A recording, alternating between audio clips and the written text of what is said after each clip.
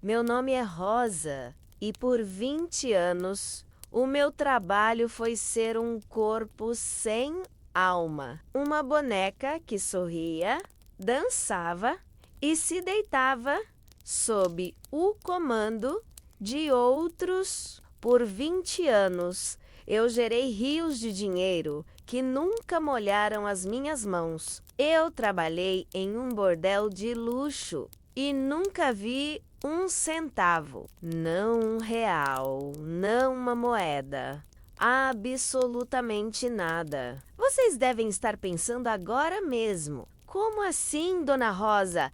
Isso não é possível. Alguma coisa ela recebia. Pois é, minha filha. Eu também achava que não era possível, até a vida me mostrar que a realidade pode ser mais cruel do que qualquer pesadelo. Hoje, aos 65 anos, sentada aqui no meu apartamento, um lugar que cheira a limpeza e a paz, um lugar que consegui com o suor de um trabalho digno depois que me libertei. Eu decidi contar essa história pela primeira vez, não para pedir a pena de vocês, de forma alguma, não para chocar por chocar, mas porque eu sei com a certeza que só a experiência nos dá que tem alguma menina em algum lugar deste nosso Brasil passando exatamente por isso agora, nesse exato instante. E talvez, só talvez, a minha voz possa ser a luz que ela precisa para encontrar uma saída. Antes de começar, preciso que vocês entendam uma coisa. Esta não é uma história de vitimização. É uma história de sobrevivência, de resistência, de uma mulher que se recusou a morrer, mesmo quando tudo ao seu redor gritava que a morte seria mais fácil. É a história de como o ser humano pode ser transformado em mercadoria, mas também de como o espírito humano pode ser inquebrantável. Cada palavra que vou falar aqui foi vivida na pele, marcada na alma, gravada na memória com ferro em brasa. Não é fácil revisitar esses fantasmas. Não é confortável abrir essas feridas que levaram décadas para cicatrizar. Mas se a minha dor pode evitar a dor de uma única menina, se a minha experiência pode iluminar o caminho de uma única família, então valeu a pena cada lágrima derramada para contar essa história. Capítulo 1: As raízes da vulnerabilidade. Sabe, meu bem, quando a gente é nova e a vida já nos negou tudo, a gente tem uma fome de esperança que nos deixa cegas. Eu era um graveto de gente com 16 anos, vivendo num vilarejo empoeirado no interior de Minas Gerais. Um lugar onde o sol nascia e se punha sobre a mesma miséria todos os dias, onde os sonhos morriam antes mesmo de nascer. Minha família não era uma família, era um amontoado de tristezas. Meu pai, João Batista, tinha sido um homem bom uma vez. Trabalhava na roça, tinha mãos calejadas e um coração que ainda acreditava que o amanhã seria melhor. Mas a vida foi lhe tirando pedaços. Primeiro, a terra que perdemos para o banco. Depois, o emprego na fazenda vizinha. Depois, a dignidade. A bebida chegou como uma amiga traiçoeira, prometendo esquecer a dor, mas só aumentando o buraco no peito e no bolso. Ele passava os dias no bar do Zé do Patrocínio, um botequim sujo, onde os homens do vilarejo iam enterrar os sonhos no fundo do copo. Às noites, ele as passava roncando na rede armada, na varanda, com o cheiro azedo da pinga impregnado na roupa e na alma. Quando acordava, era só para beber mais, para esquecer que tinha uma família passando fome, que tinha responsabilidades que não conseguia mais carregar. Minha mãe, Maria das Dores, menos nome, que parecia uma profecia, era uma santa de coração fraco. Ela se consumia lavando roupa para fora, esfregando a sujeira dos outros nas pedras do córrego que cortava nosso vilarejo. Suas mãos estavam sempre vermelhas, inchadas, machucadas pela água fria e pelo sabão em pedra. Ela tossia uma tosse seca que prenunciava o fim. Uma tosse que começou como um pigarro e foi crescendo até virar um prenúncio de morte. Durante as noites frias de inverno, eu a ouvia tossir no quarto ao lado. Um som que me gelava o sangue, porque eu sabia que cada tosse era um pedaço dela indo embora. Ela tentava abafar o som com a mão para não acordar a gente, mas eu sabia. Eu sempre soube que estava perdendo minha mãe aos poucos, como quem perde areia entre os dedos. Eu tinha mais 5 irmãos menores. O Antônio, de 14 anos, que já trabalhava catando sucata para ajudar em casa. A Francisca, de 12, que cuidava dos pequenos quando eu não estava. O José, de 10 anos, miúdo e esperto, que sonhava em ser mecânico. A Terezinha, de 8, que era a alegria da casa mesmo em meio à tristeza. E o caçula, o Pedrinho, de apenas 5 anos, que ainda não entendia por que a barriga roncava mais alto que os sonhos. Todos eles tinham olhos grandes demais para o rosto magro, braços finos como galhos secos, barrigas inchadas da desnutrição crônica. Eu via neles o reflexo da minha própria fome, da minha própria desesperança. Quantas vezes eu fingi não ter fome para que eles pudessem comer? Quantas vezes menti dizendo que já tinha jantado para que sobrassem alguns punhados de farinha e feijão para eles? Nossa casa era um barraco de 3 cômodos. Um quarto onde dormiam meus pais. Outro onde eu dividia o espaço com meus irmãos em 2 camas de casal quebradas e uma sala que servia também de cozinha. O chão era de terra batida, as paredes de pau a pique, mal rebocadas, o teto de telhas velhas que deixavam a chuva entrar durante as tempestades. Não tínhamos luz elétrica, menos usávamos lamparina a querosene. Não tínhamos água encanada, menos eu e meus irmãos íamos buscar água no poço comunitário 3 vezes por dia, carregando baldes pesados na cabeça. O banheiro era uma casinha nos fundos do quintal, um buraco no chão, cercado por paredes de zinco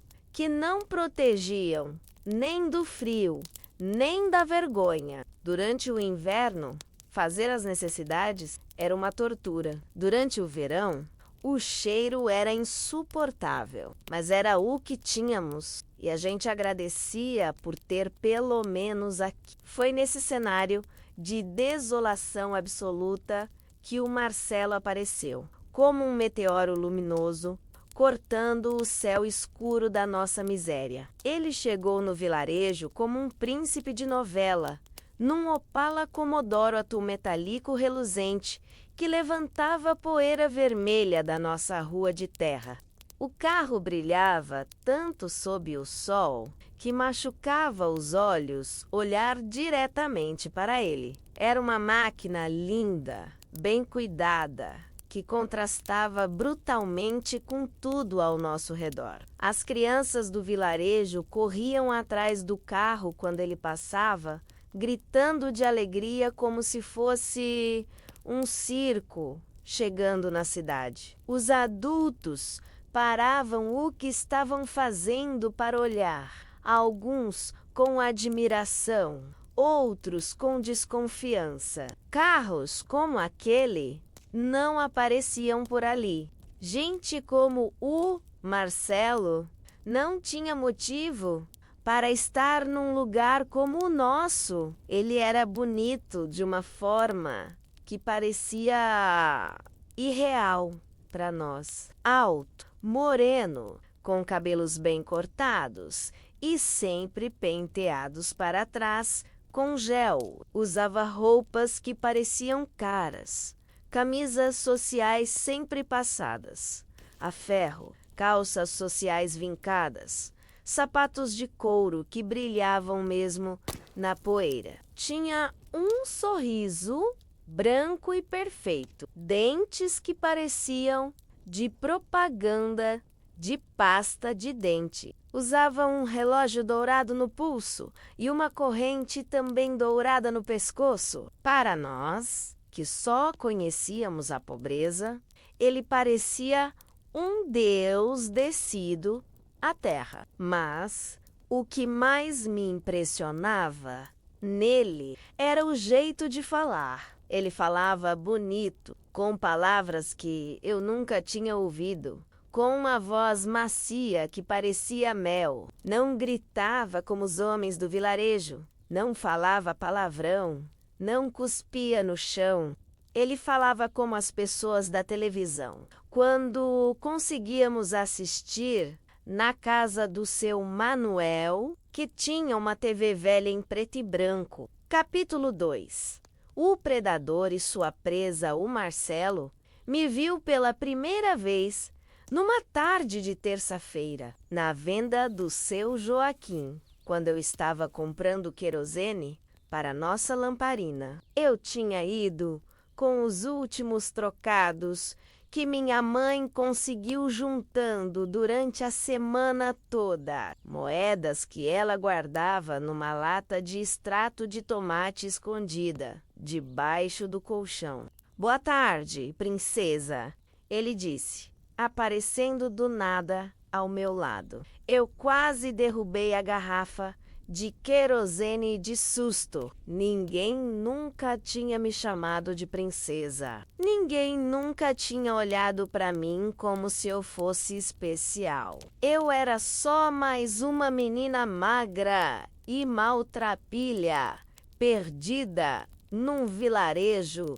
esquecido por Deus. "Boa tarde, senhor", eu respondi, baixando os olhos. Tinha sido criada para nunca olhar diretamente para homens adultos, para sempre tratar todo mundo com respeito, mesmo que esse respeito nunca me fosse devolvido. "Senhor, não, meu bem. Pode me chamar de Marcelo. E você?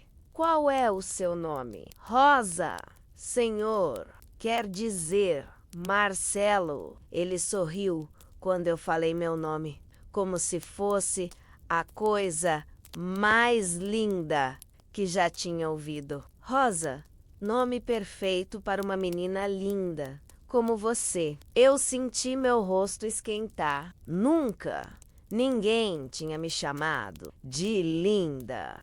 Eu me via no espelho quebrado que tínhamos em casa e só enxergava uma menina desnutrida, com roupas velhas e remendadas, cabelos ressecados de tanta má alimentação, dentes meio amarelados, porque não tínhamos nem pasta de dente direito. Mas ali estava aquele homem bonito e bem vestido me chamando de linda, de princesa. "Você mora aqui?" no vilarejo? Ele perguntou, pagando meu querosene antes que eu pudesse protestar. Na época, aquele gesto me pareceu a coisa mais gentil do mundo. Hoje eu sei que era o primeiro anzol sendo lançado. Moro, sim, com minha família. Família grande. Somos 8. Meu pai, minha mãe e mais 5 irmãos. Ele balançou a cabeça com uma expressão de compaixão que me pareceu genuína. Deve ser difícil, né? Para seus pais sustentarem tanta gente. Eu só concordei com a cabeça, com vergonha de admitir o óbvio, que passávamos fome, que não tínhamos nada, que éramos pobres demais até para nossa própria dignidade. Você é uma menina especial, Rosa. Posso ver nos seus olhos, inteligente, bonita, cheia de sonho. Aposto que sonha em sair daqui. Não é como ele sabia? Como aquele estranho conseguia ler minha alma com tanta precisão? Porque era verdade. Eu sonhava acordada em sair dali, em conhecer o mundo, em ter uma vida diferente da minha mãe, em não morrer de pobreza naquele lugar esquecido. A partir daquele dia, o Marcelo começou a aparecer regularmente no vilarejo, sempre com uma desculpa, que estava passeando, que gostava do interior, que achava nosso lugar pacífico. Ele sempre me procurava, sempre arranjava um jeito de conversar comigo. Trazia presentes pequenos, uma cocada, um pirulito, uma vez até uma barrinha de chocolate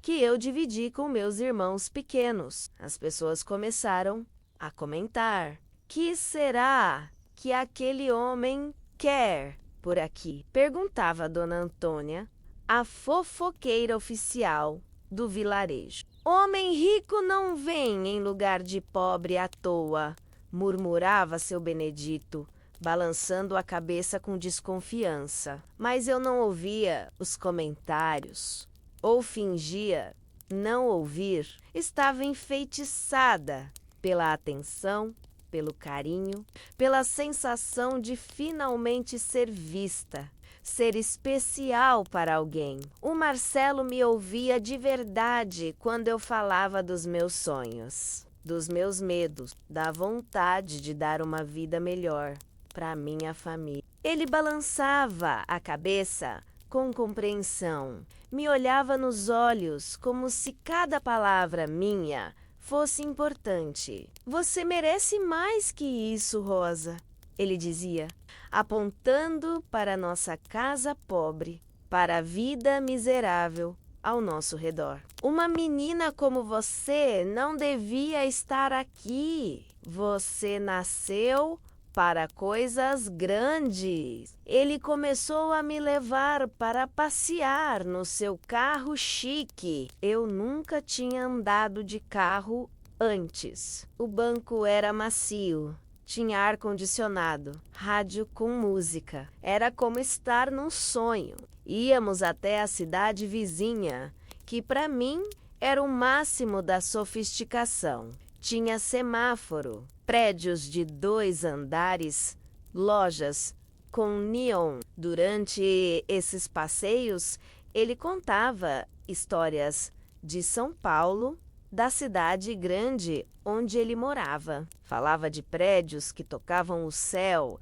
de luzes que faziam a noite virar dia, de oportunidades infinitas para quem tinha coragem de tentar. Eu bebia cada palavra como uma sedenta bebe água. Em São Paulo, Rosa, uma menina como você seria rainha. Você tem uma beleza natural, um jeito doce que encanta qualquer um. Lá você poderia trabalhar, ganhar seu próprio dinheiro ter sua independência. A palavra independência ecoava na minha cabeça como uma música linda. Independência significava não depender da pinga do meu pai, não ver minha mãe se matando de trabalhar, não dividir uma cama com 3 irmãos, não passar fome. Independência era poder ajudar minha família, tirar eles da miséria,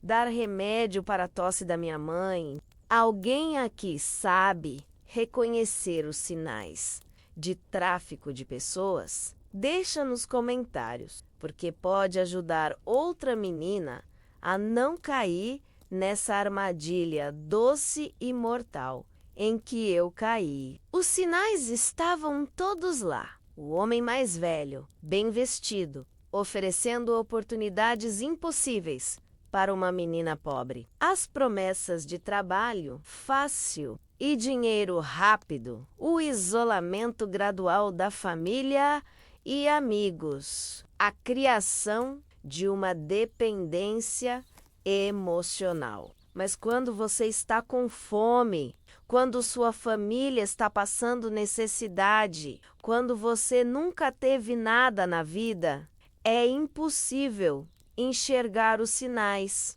Você só vê a esperança, capítulo 3, a teia de mentiras se fecha depois de 2 meses aparecendo no vilarejo, ganhando minha confiança e a tolerância da minha família, menos que via nele uma possível salvação para nossa miséria. O Marcelo finalmente fez a proposta que mudaria minha vida para sempre. Era uma tarde especialmente quente de outubro. Estávamos sentados debaixo da mangueira na pracinha do vilarejo. Eu bebendo um refrigerante que ele tinha comprado, um luxo que eu raramente experimentava, quando ele segurou minhas mãos e me olhou nos olhos com uma seriedade que me fez o coração acelerar. Rosa, eu preciso te contar uma coisa importante. Eu não sou só um visitante aqui. Eu trabalho recrutando meninas especiais como você para oportunidades em São Paulo. Meu coração disparou. Oportunidades em São Paulo. As palavras que eu mais queria ouvir no mundo inteiro. Que tipo de oportunidades? Perguntei, tentando controlar a ansiedade na voz. O Marcelo me pintou um quadro de São Paulo que parecia o céu na terra. Disse que tinha contatos em casas noturnas elegantes, lugares frequentados por empresários importantes, políticos, artistas. Eu trabalharia como hostes, recebendo os clientes, conversando com eles, fazendo companhia durante jantares e eventos sociais. Hostes, ele repetiu, vendo minha confusão. É como uma anfitriã. Você vai usar vestidos lindos, vai ter seu próprio apartamento, vai ganhar muito dinheiro só sendo simpática e conversando com pessoas importantes. A palavra hostes soava chique, sofisticada. Eu nem sabia exatamente o que significava, mas parecia glamouroso. Parecia o tipo de trabalho que pessoas importantes faziam. E a promessa de ter meu próprio apartamento, de usar vestidos lindos, de ganhar muito dinheiro, tudo isso era mais do que eu jamais tinha sonhado. Você vai mandar dinheiro para sua mãe todo mês, Rosa. Ele prometia, segurando minhas mãos calejadas de tanto ajudar em casa. Vai poder pagar, remédio para a tosse dela. Vai poder dar comida de verdade para seus irmãos. Vai poder tirar sua família da miséria.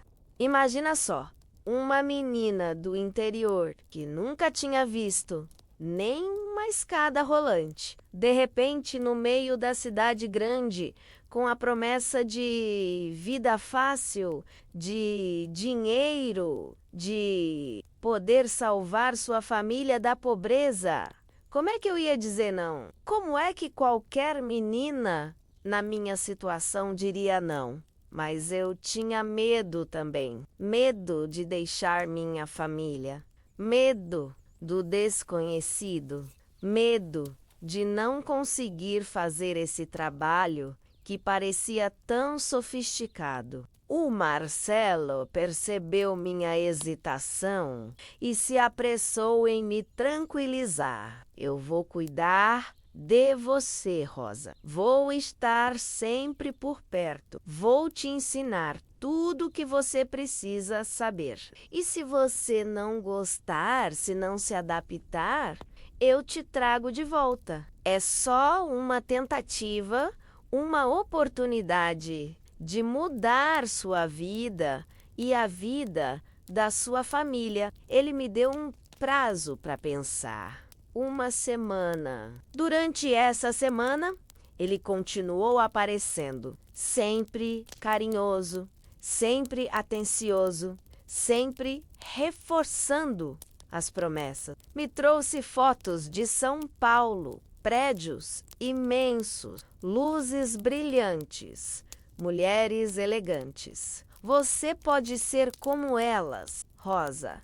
Você tem tudo para ser uma mulher de sucesso na cidade grande. Em casa, a situação estava cada vez pior. Minha mãe tinha tido uma crise de tosse com sangue e não tínhamos dinheiro nem para levá-la ao posto de saúde da cidade vizinha. Meu pai estava cada vez mais perdido na bebida. Meus irmãos pequenos estavam cada vez mais magros, mais tristes. A Terezinha tinha desmaiado na escola de fraqueza e eu sabia que era porque não tinha comido nada no café da manhã. Foi vendo o sofrimento da minha família que tomei a decisão numa noite. Depois que todos dormiram, fui até o quarto dos meus pais e contei para minha mãe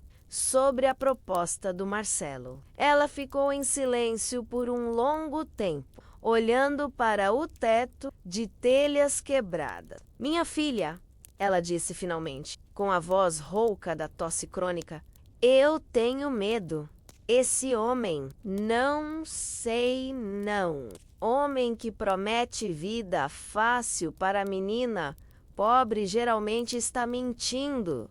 Mas, mãe, e se for verdade? E se for a nossa chance de sair dessa vida? Eu posso mandar dinheiro, a senhora pode se tratar, os meninos podem comer direito, estudar. Ela suspirou fundo. Uma respiração dolorosa que parecia rasgar seus pulmões doentes. Se é isso que você quer, minha filha, eu não posso te impedir. Você já é uma mulher. Tem que tomar suas próprias decisões. Só promete uma coisa. Se esse homem não for o que parece, se alguma coisa dar errado, você arranja um jeito de voltar para casa. Promete. Eu prometi. Claro, prometi que se não desse certo, eu voltaria. Prometi que ia mandar dinheiro todo mês. Prometi que em poucos anos estaria de volta para buscá-los, para tirar todos da miséria. Eram promessas que eu fazia de coração, acreditando que poderia cumpri-las. Eu não sabia que estava fazendo promessas que seriam impossíveis de manter. No dia seguinte, procurei o Marcelo e disse que aceitava a proposta. O sorriso que ele abriu foi tão radiante que, por um momento, me senti a pessoa mais sortuda do mundo. Ele me abraçou, me disse que tinha certeza de que eu faria sucesso, que minha vida ia mudar completamente. Vamos viajar no domingo, ele disse. Hoje é quinta. Isso te dá 3 dias para se despedir da sua família e arrumar suas coisas. 3 dias. Parecia tempo demais e tempo de menos ao mesmo tempo. Tempo demais para ficar ansiosa, pensando no futuro incerto. Tempo de menos para me despedir da única vida que eu conhecia. Durante esses 3 dias, tentei gravar na memória cada detalhe da minha casa pobre, da minha família, do meu vilarejo. Sentei debaixo da mangueira onde brincava quando era menor. Andei pelas ruas de terra que conhecia de cor. Fui até o córrego onde minha mãe lavava roupa e onde eu tinha aprendido a nadar. Era como se eu soubesse, inconscientemente, que talvez nunca mais veria aqueles lugares. A despedida da minha mãe foi a coisa mais difícil da minha vida até então. Ela me abraçou com uma força que seus braços magros não pareciam ter, com um desespero que ela tentava esconder por trás de um sorriso forçado. Seus olhos estavam cheios de lágrimas que ela se esforçava para não derramar. Juízo, minha filha. E não esquece da gente. Nunca vou esquecer, mãe. Em breve eu volto para buscar vocês. Meus irmãos menores não entendiam direito o que estava acontecendo. O Pedrinho, de 5 anos, me perguntava quando eu ia voltar para brincar com ele. A Terezinha me deu um desenho que tinha feito nossa família toda junta, com sorrisos enormes, desenhados a lápis de cor, para você não esquecer da gente. Ela disse: o Antônio, que aos 14 anos já entendia mais da vida, me deu um abraço apertado e sussurrou no meu ouvido: cuidado, Rosa. Se precisar de alguma coisa, arranja um jeito de avisar a gente. Até meu pai, que raramente demonstrava emoção quando estava sóbrio, me abraçou na despedida. Você é uma menina boa, Rosa. Espero que encontre a felicidade que não conseguimos dar para você aqui. Entrei no Opala do Marcelo com uma mala pequena de papelão que continha toda a minha vida.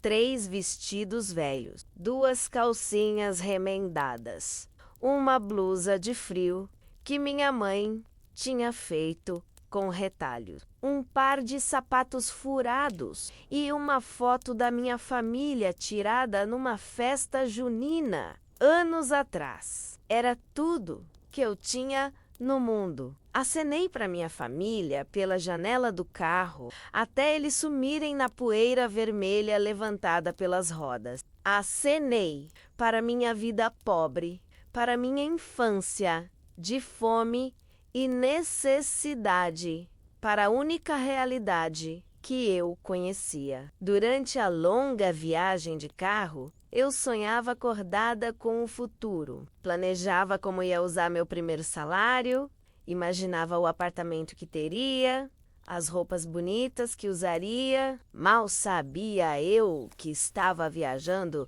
direto para as profundezas do inferno. Um inferno com paredes bonitas e grades invisíveis, mas inferno mesmo assim. Capítulo 4. A chegada ao inferno disfarçado, a viagem de carro durou quase 20 horas, com paradas apenas para combustível e necessidades básicas. Durante todo o trajeto, o Marcelo foi gentil, atencioso, me contando mais histórias sobre São Paulo, me tranquilizando sobre os medos naturais que eu sentia por estar deixando tudo que conhecia para trás. Paramos para comer apenas uma vez, num restaurante de beira de estrada. Foi a primeira vez na minha vida que comi num restaurante, que escolhi o que queria comer de um cardápio. O Marcelo me disse para pedir o que quisesse,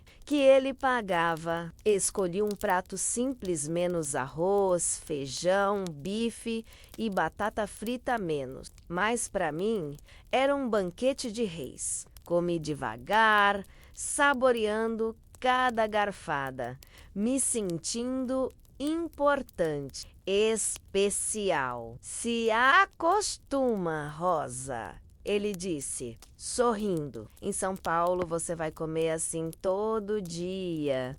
Quando começou a escurecer e as luzes da cidade grande apareceram no horizonte, meu coração disparou de ansiedade e expectativa. São Paulo era maior, mais barulhenta, mais impressionante do que qualquer coisa que eu pudesse ter imaginado. Prédios enormes se erguiam em direção ao céu.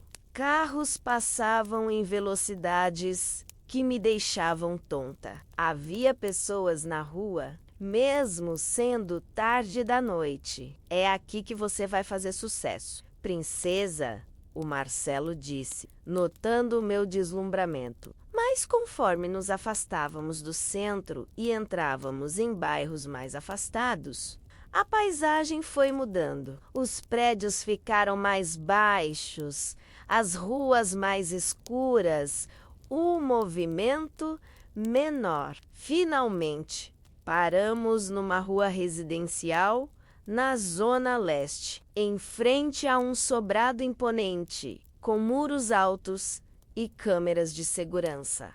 A casa era realmente bonita por fora. Tinha um jardim bem cuidado, com grama aparada e flores coloridas. As paredes eram pintadas de cor de rosa, claro, com detalhes em branco. Havia um portão eletrônico e grades decorativas nas janelas. Para alguém que vinha de um barraco de pau a pique, aquilo parecia um palácio. É aqui que você vai morar, o Marcelo disse, apertando um botão no interfone. O portão se abriu e entramos. O jardim da frente era pequeno, mas bem cuidado, com várias plantas que eu não conhecia. Havia câmeras de segurança em vários pontos, o que na época me pareceu sinal de que era um lugar importante, protegido. Hoje eu sei que aquelas câmeras não eram para proteger quem estava dentro, mas para vigiar. A porta da frente se abriu antes mesmo que chegássemos até ela. Uma mulher apareceu no batente e minha primeira impressão foi de elegância e poder. Ela devia ter uns 50 anos. Era alta e magra, com cabelos loiros bem arrumados e maquiagem impecável, mesmo sendo tarde da noite. Usava um vestido preto justo e sapatos de salto alto. Suas unhas eram compridas e vermelhas, como sangue. Mas o que mais me marcou foram os olhos frios, calculistas, que me analisaram de cima a baixo, como se eu fosse um produto que ela estava avaliando. Bem-vinda, querida, ela disse, abrindo um sorriso que não chegava aos olhos. Pode me chamar de Madame Cristina. Entramos na casa e imediatamente fui atingida por uma mistura de sensações. Por um lado, era realmente luxuosa, comparada a qualquer coisa que eu conhecia. Havia um sofá de couro, uma televisão grande, quadros nas paredes, um lustre brilhante no teto. O chão era de cerâmica, limpo e brilhante. Mas, por outro lado, havia algo no ar que me incomodava. Um cheiro pesado, viciado, uma mistura estranha de perfume doce, cigarro e produtos de limpeza muito forte. Era como se estivessem tentando disfarçar algum outro cheiro, algo desagradável, por baixo de toda aquela limpeza artificial. O Marcelo me contou sobre você. A Madame Cristina disse, me conduzindo para a sala. Disse que você é uma menina especial, com potencial para fazer muito sucesso aqui. Ela me ofereceu um copo d'água e se sentou à minha frente, me estudando com aqueles olhos frios. Você é bonita mesmo, disse finalmente, com alguns ajustes. Vai render muito. A palavra render me causou um arrepio estranho, mas eu não entendi exatamente por que na época. Amanhã vamos começar sua preparação. Ela continuou. Vou te ensinar como se vestir, como se maquiar, como conversar com os clientes. Mas hoje você deve estar cansada da viagem. Que tal se eu te mostrar onde vai ficar? Ela me levou por um corredor longo onde pude perceber várias portas fechadas. De algumas delas vinham sons abafados. Menos música baixa, vozes, às vezes uns ruídos que eu não conseguia identificar. Havia um cheiro de perfume ainda mais forte no corredor, misturado com algo que eu não soube identificar na época, mas que depois descobri ser o cheiro do medo, do desespero, da resignação. Paramos em uma porta no final do corredor. A Madame Cristina bateu 2 vezes e uma voz fraca respondeu: pode entrar. O quarto era pequeno, com uma cama de solteiro, um guarda-roupa velho e uma janela com grades que dava para um pátio interno. Sentadas na cama estavam 2 meninas que pareciam ter a minha idade, talvez um pouco mais velhas. Uma delas, morena, de cabelos cacheados, me olhou com uma expressão que misturava pena e alívio. Pena de mim, alívio por não estar mais sozinha, com o peso de ser a mais nova. Esta é a Jéssica, disse a Madame Cristina, apontando para a morena.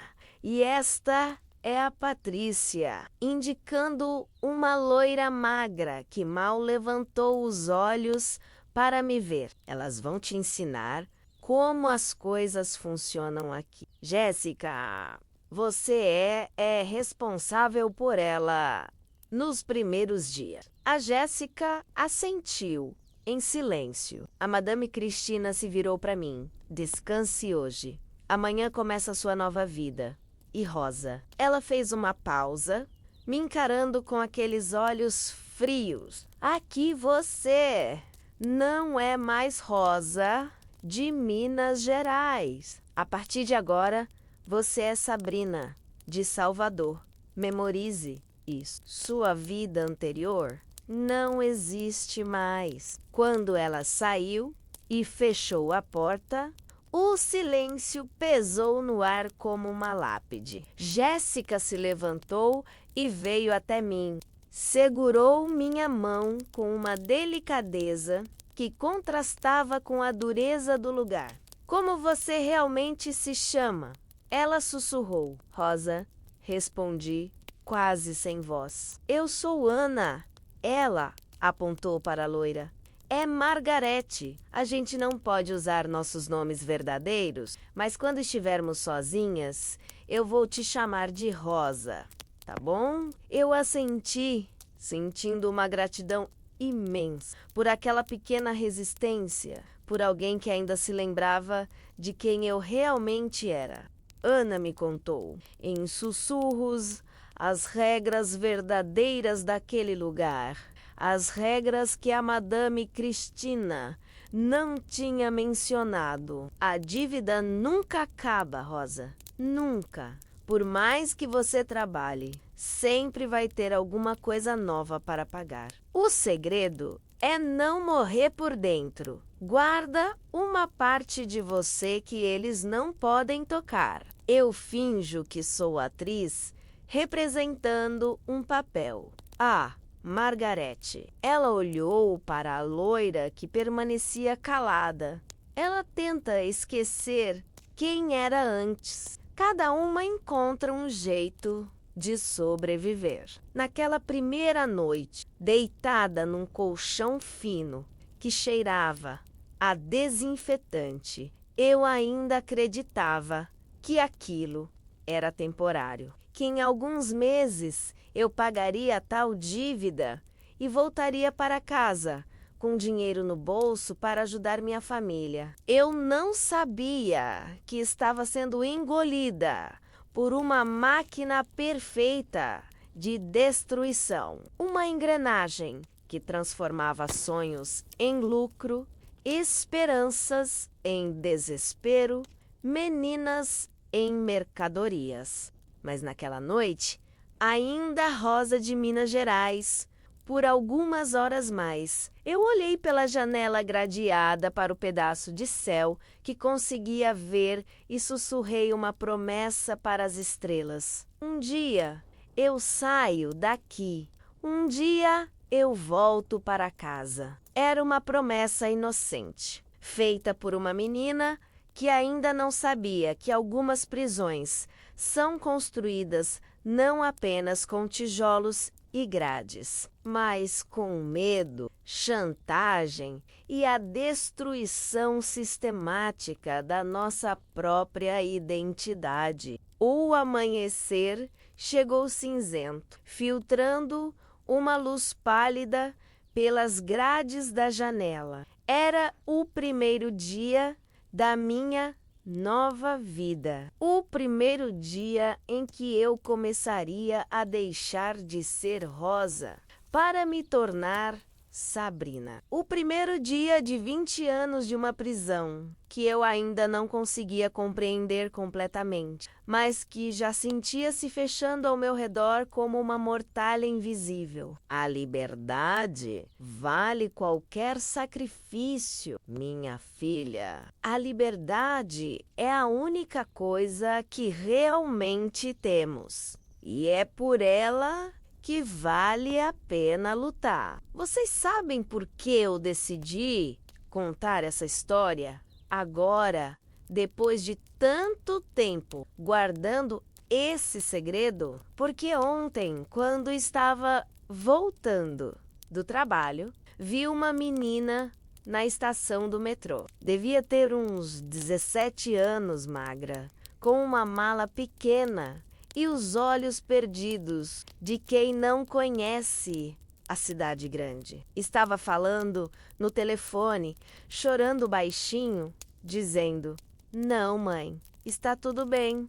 A mulher que me trouxe disse que o trabalho é bom, que vou ganhar muito dinheiro." E naquele momento, eu me vi com 16 anos acreditando nas mentiras do Marcelo. Eu não consegui passar direto. Cheguei perto dela e disse: "Filha, você tem certeza de que está tudo bem? Você sabe exatamente onde vai dormir hoje? Você tem os documentos com você?" Ela me olhou assustada. Disse que sim, que uma mulher ia buscar ela ali mesmo. Uma mulher que ela não conhecia, numa cidade que ela não conhecia.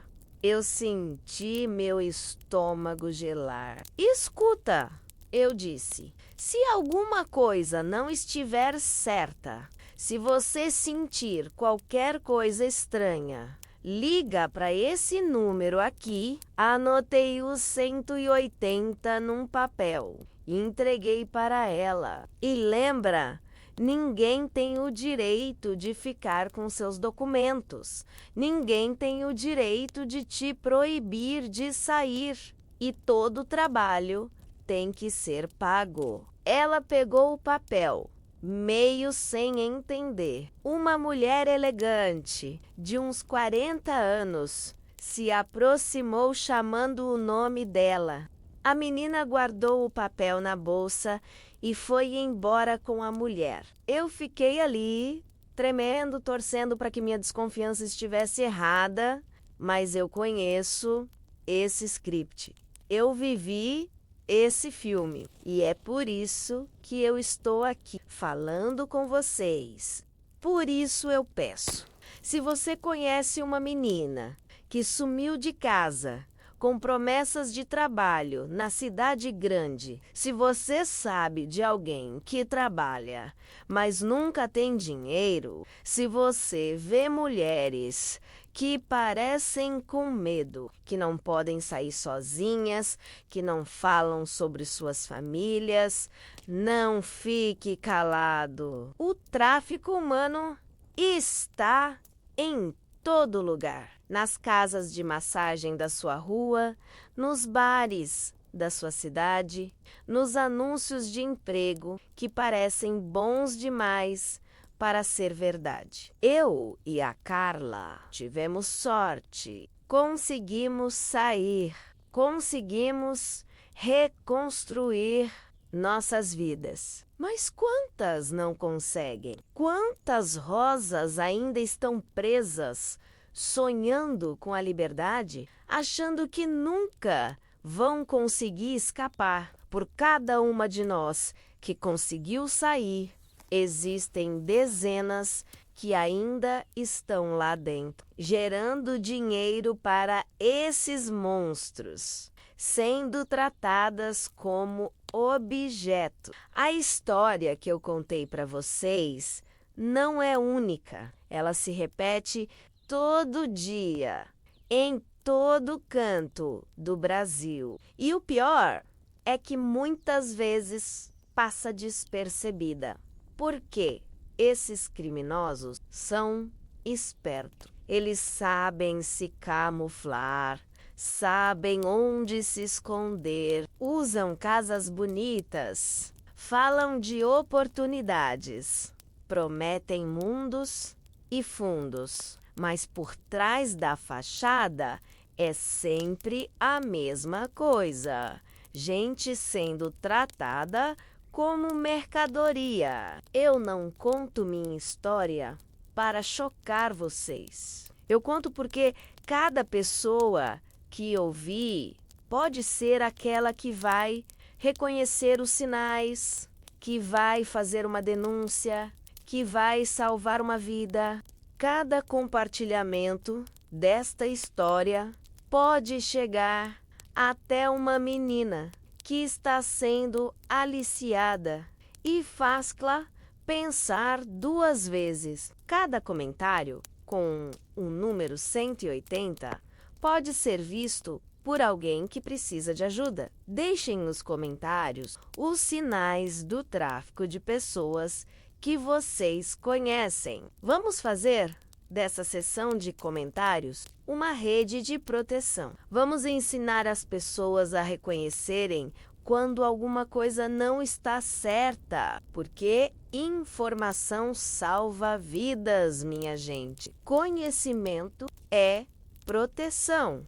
E para você que pode estar passando por isso neste momento, que pode estar ouvindo esta história numa situação parecida com a que eu vivi, você não está sozinha. Existe saída, existe vida depois do inferno. Eu sou a prova viva disso. Com 36 anos, sem documento, sem família, sem dinheiro, sem saber fazer nada além do que me forçaram a fazer por 20 anos, eu consegui recomeçar. Eu consegui me tornar Rosa, de novo. Hoje eu acordo todos os dias no meu apartamento. Pequeno, mas meu. Tomo o meu café da manhã olhando pela janela sem grades. Vou trabalhar de cabeça erguida. Cumprimento meus colegas. Recebo meu salário no final do mês. Coisas simples que para mim são milagres diários. Liberdade não é só sair da prisão. Liberdade é poder escolher o que comer no café da manhã. É poder decidir que filme assistir. É poder dormir sem medo. É poder sonhar com o futuro. A Carla, minha filha de coração, hoje salva vidas no hospital. Ironia do destino ou justiça divina? Não sei. Mas a menina que um dia foi quebrada por dentro, hoje cura feridas de outras pessoas. Ela casou com um homem bom, que conhece nossa história e nos trata com o respeito que sempre merecemos. Os filhos dela, meus netos de coração, crescem livres, seguros, amados. Eles nunca vão passar pelo que nós passamos. Essa corrente foi quebrada. Então eu deixo aqui meu recado final. Não importa quão escura seja a situação, sempre existe uma saída. Pode não ser fácil, pode ser perigosa, pode levar tempo, mas existe, e quando você conseguir sair, quando conseguir se libertar, não guarde essa experiência só para você. Conte sua história. Ajude outras pessoas. Seja a luz que você precisava quando estava no escuro. Porque no final das contas, minha filha, a nossa maior vingança contra esses monstros não é o ódio, é a nossa liberdade, é a nossa capacidade de recomeçar, é mostrar para o mundo que eles podem quebrar nosso corpo, podem tentar destruir nossa alma, mas não conseguem apagar nossa essência, não conseguem nos tirar a capacidade de amar, de sonhar, de reconstruir. Eu sou Rosa de Minas Gerais. Sobrevivi a 20 anos de cativeiro. Hoje sou livre e enquanto eu tiver voz, eu vou usar ela para gritar. Ninguém merece viver em cativeiro. Todo mundo merece dignidade. Todo mundo merece uma segunda chance. Se essa história tocou você, compartilhe. Pode ser que chegue até alguém que precisa ouvir. Pode ser que salve uma vida. E se salvou uma vida, valeu cada palavra que eu disse aqui hoje. Obrigada por me ouvirem. Obrigada por acreditarem. E obrigada por fazerem parte da corrente de proteção que pode libertar outras mulheres que ainda estão presas no inferno que eu conheci. A liberdade é o nosso direito mais sagrado e por ela sempre vale a pena lutar.